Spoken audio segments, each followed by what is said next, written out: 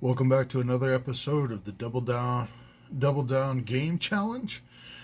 Today is actually a pretty special episode. If you see the title, you now know why. I made it to 200 games in my collection this weekend, so I'm actually going to go a week. Each pickup I went through, which ones I got first, so I'm not going to go through my normal routine of going through system by system.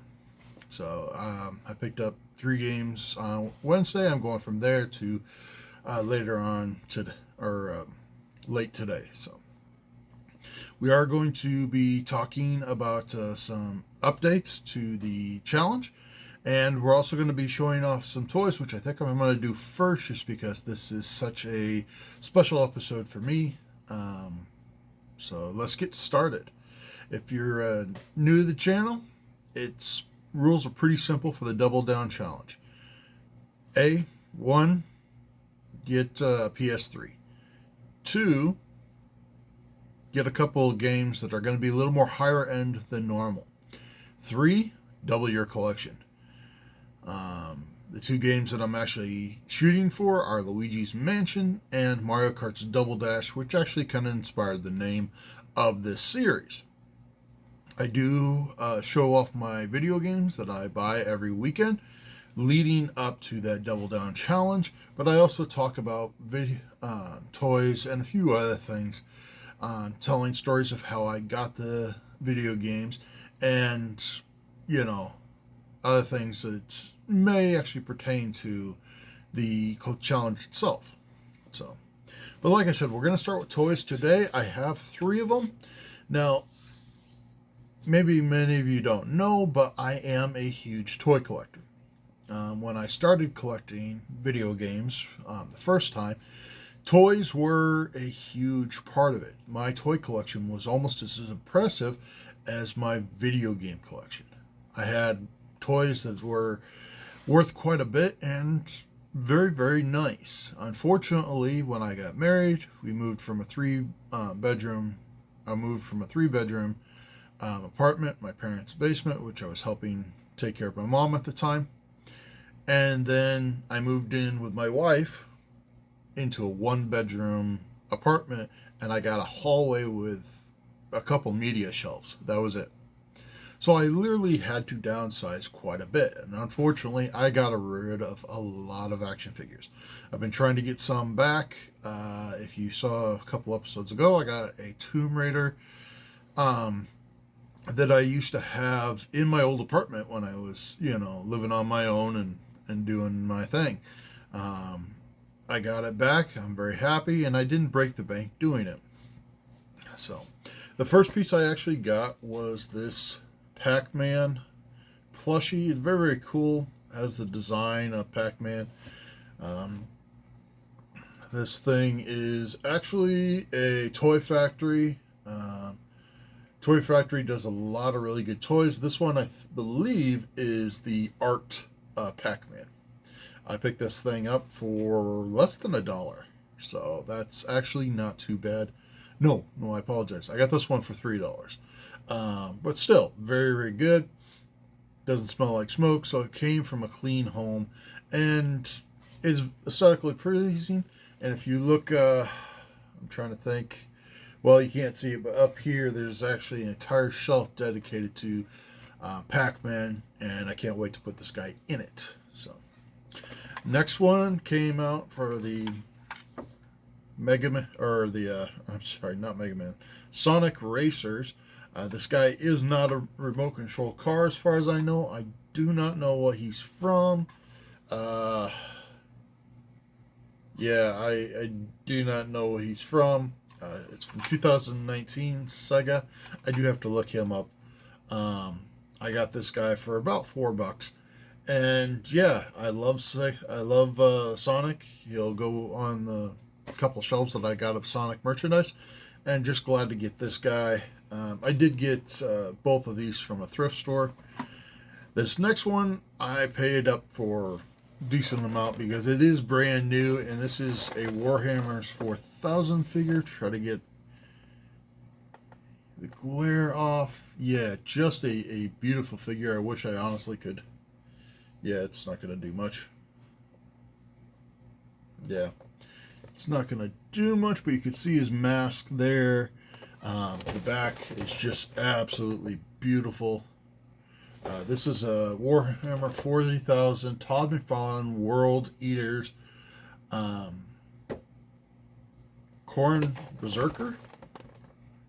That's hard to say.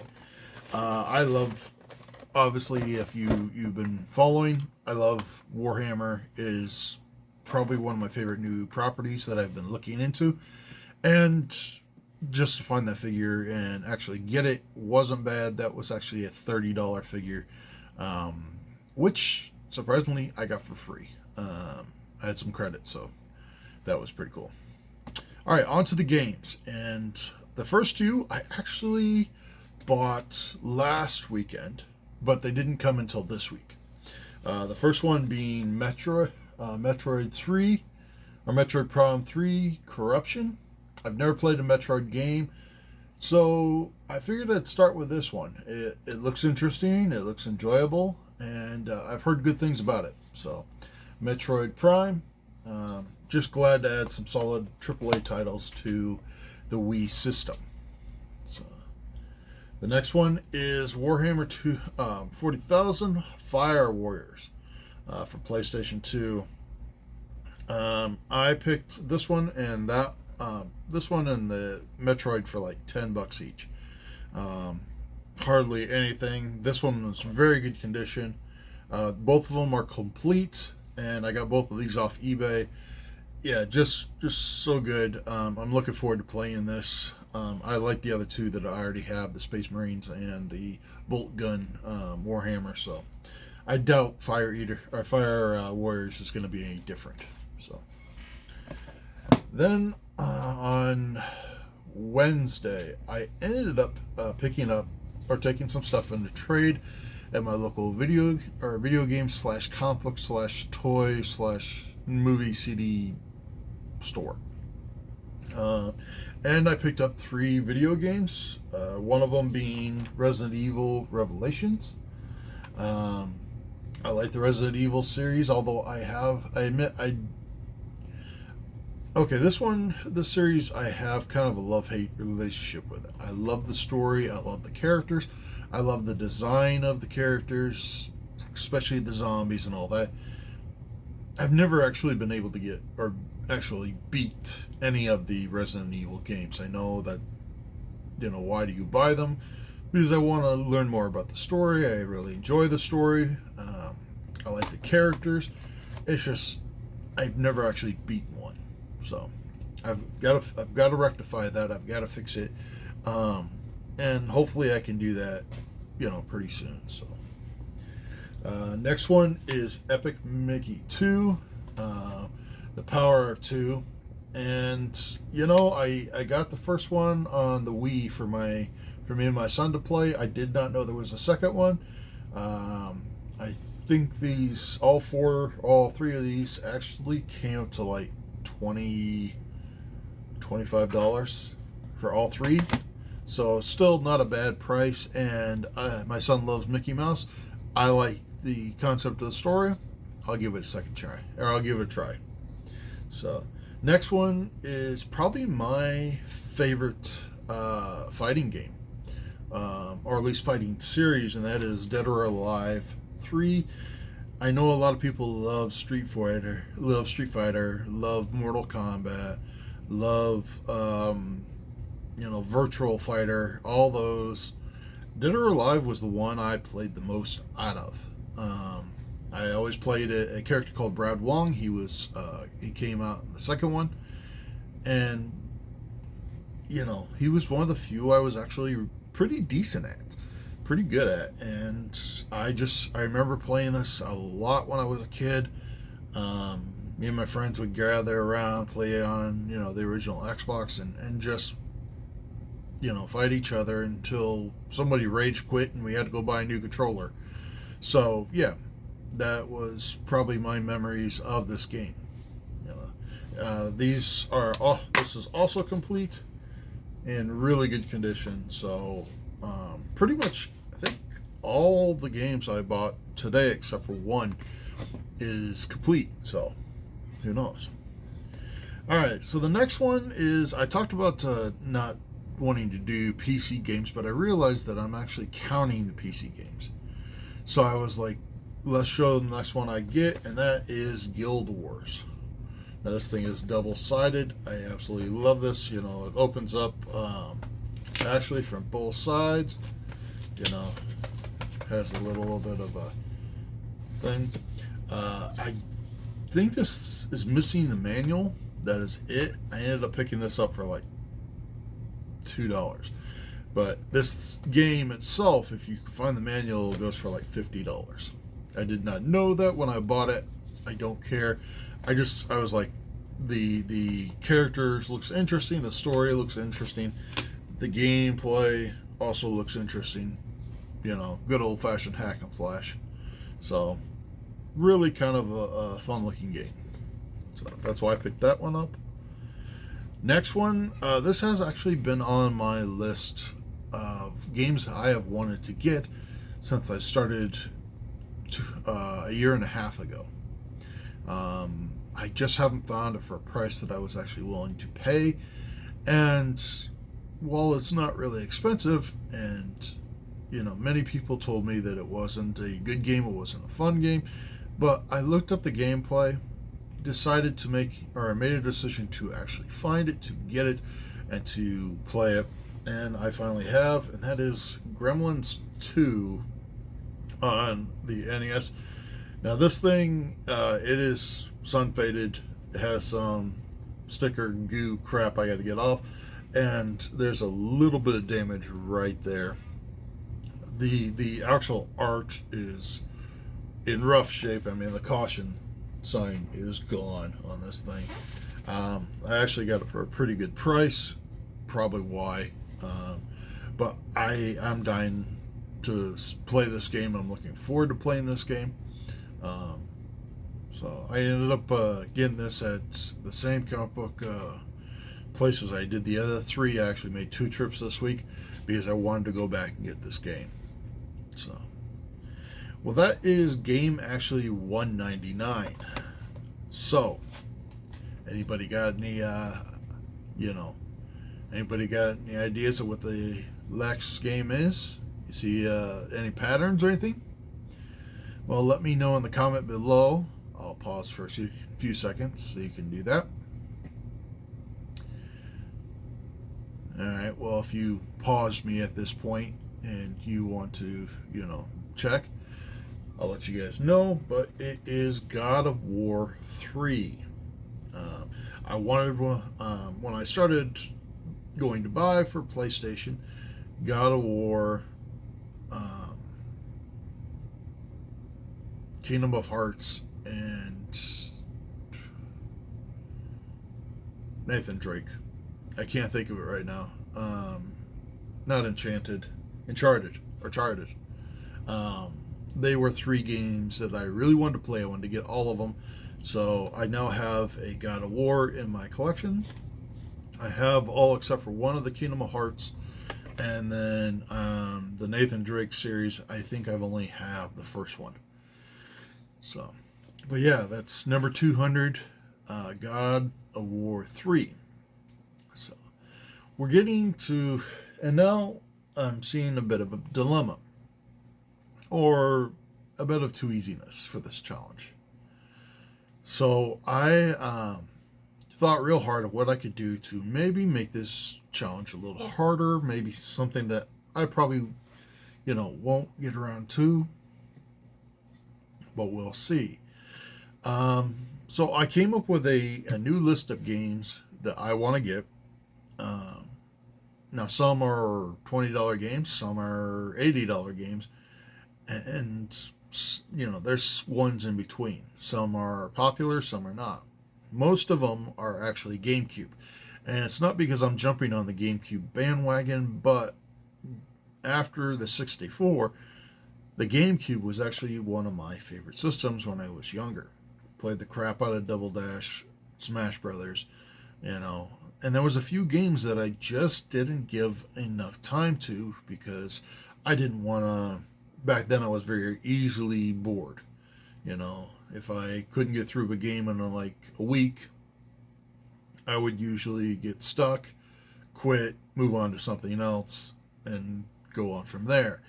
I was very short, attention span, and that's probably because of, I have a learning disability, but it is, partially because at that point I didn't have a lot of time to play a game, and if I was sitting there trying to figure out a puzzle for 2 or 3 hours, I lost my chance to play anything else. Or I lost my chance to play because I had other things I had to do. I had to go to work. Even now, if I have maybe an hour or two to play in between things. So if I get stuck on something, it's very hard for me to sit there and bang my head against the problem until I fix it. If I only have an hour and a half, I don't feel like I've accomplished anything. So I usually move on to something else and then come back, get that fresh perspective and try to hit it. So there are a few games on here for the GameCube that I did just that. I kind of hit a wall. I was like, I'm going to put this aside, and unfortunately just never went back to. So I'm also going to raise the amount of video games that I'm going to shoot for the. Originally, I was looking to get 300. Get to 300 with it only being the second, not even a full 2 months into the year, and I went from 137 to 200. I feel that I could maybe expand this a little more. So I think I'm going to shoot for 500. Try to get as close as possible to 500 that I can. And then while adding, yes, that PlayStation 3 or that PlayStation 2, I'm actually going to try to get both. I'm going to add these games, and I wrote them down. I have my little sheet of paper. I wrote them down, and I'll go by the prices. So Extreme G Racing for the GameCube, it's $20. I remember the original Extreme G Racing 3. I remember the first one being on 64. A lot of fun. I enjoyed it. That game was a lot of fun to play, so I figured I'd give this Extreme G Racing a bit of a shot. That one's roughly about $20. The other one, Baldur's Gate 2. I actually do have Baldur's Gate 1 on the Xbox. I am going to try to get Baldur's Gate 2 also on Xbox, and maybe Baldur's Gate 3. I love these games. They were games that I sat through. I played quite a bit, and it was a lot of fun. I really enjoyed it. It's again another one of those hack and slashes, kind of like the War of the North. They were a lot of fun, just pretty much going through a sewer and whacking away with a knife, an axe, or a hammer at the enemy. And that was pretty much the entire game. But it was a lot of fun. So Mario Sunshine probably being one of the bigger ones. This is one of those games that I played for a certain period of time, got stuck, moved on, never went back. So I want to go back, try to finish Mario Sunshine. I've heard it's a good game. Obviously it's being Mario, it's going to be a little harder to get, but I think $50 isn't too bad. So, Godzilla Destroy All Monsters on GameCube. It's about $55. I love everything Godzilla. That's one that I have wanted. I actually bought that a while back when I was first collecting. I actually got it for like $5 at a thrift store. Unfortunately, I ended up selling it because I didn't have a GameCube at that time.